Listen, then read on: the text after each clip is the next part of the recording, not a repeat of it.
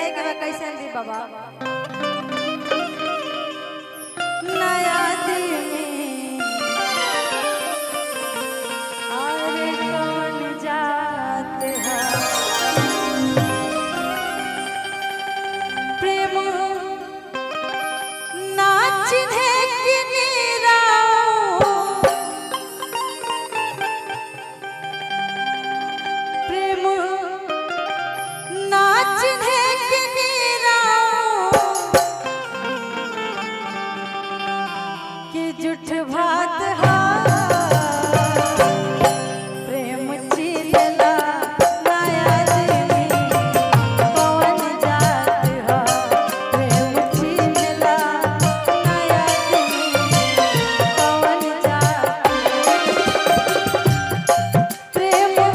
नाच है कि निराओ प्रेम नाच है कि निराओ कि जुठ भात हा प्रेम चिलला नया दिन कौन जात हा प्रेम चिलला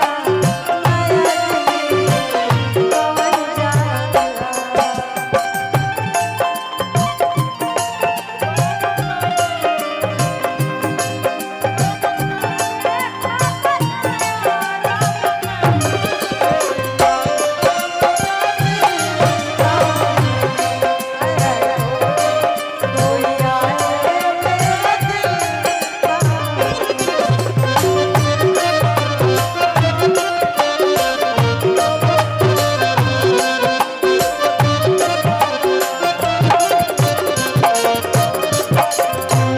हमने के गार्जियन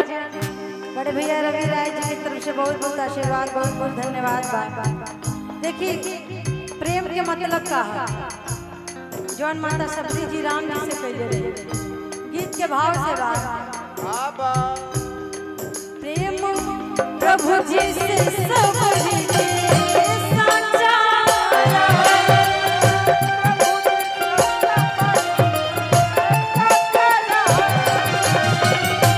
प्रेम प्रभु जी से सबरी के साचा रहा कैसन प्रेम दिखाइए उ भक्त और प्रभु कैसन प्रेम रहे कि ना ओकरा में राम जी ये देखने के कौना जात के है आ ना माता सबरी जी देखने कि राम जी कैसन है कहा तरीके से प्रेम प्रभु जी से सबरी के साचा रहा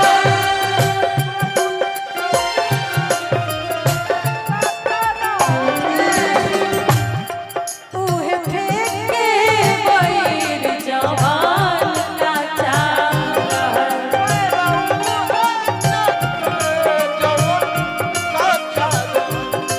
उहे फेंके बैर जवान नाचा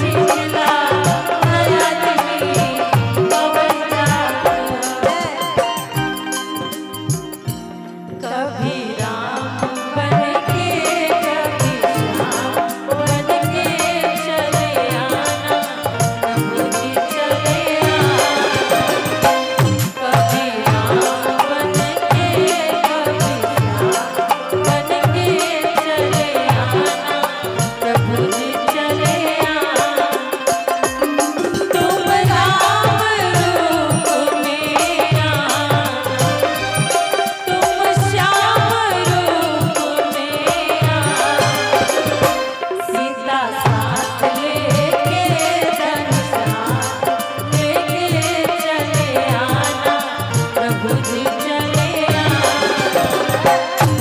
मेरा बन के कभी श्याम बन के चले आना प्रभु जी चले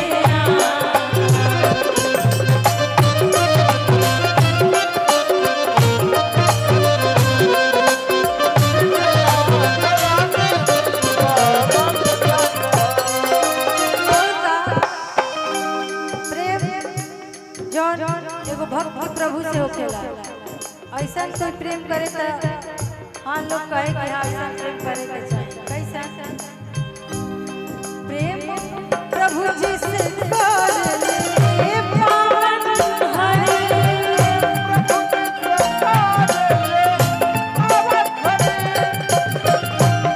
प्रेम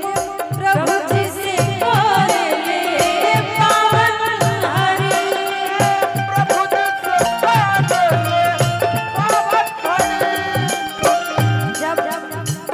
एक बार कोई के सच्चा प्रेम हो जाए आजकल तो प्रेम के नाम से खिलवाड़ होता प्रेम के नामे सुन के लोग ओकरा के अलग समझ जाता अलग शब्द खराब जो कि प्रेम के लिए गीत के भाव से बात कि प्रेम इतना भाव ना प्रेम कितना सुंदर है प्रेम कितना अच्छा है जरूरी ना है कि प्रेम एगो लड़का एगो लड़की से ही एगो भाई के भी अपना बहन से होखेला एगो माई के अपना बेटा से होखेला एगो बाप के अपना औलाद से होखेला ओकरा के प्रेम कहल जाय जेकरा में कोनो स्वार्थ जे निस्वार्थ बा देखिला जे कि अक्सर लोग दोस्ती यारी में कोनो गलती कर देवेला तो दोस्त के छोड़ के चल जाला बाकी एगो बाप के बेटा कतनो नालायक हो जाए वो बाप भी अपना औलाद के ना छोड़े तो प्रेम ही है कि कितना भी बुराई हो इंसान में रिश्ता कभी ना टूटेला हाँ थोड़ा सा नीच आवेला लेकिन रिश्ता कभी ना खत्म होता ये भाव प्रेम के कि अगर ऐसा प्रेम हो के हमने के चाह जाके जितना नौजवान भाई लोग वालों सब प्रेम करे ताकि ये मालूम चले कि प्रेम काहे ना करे के चाहिए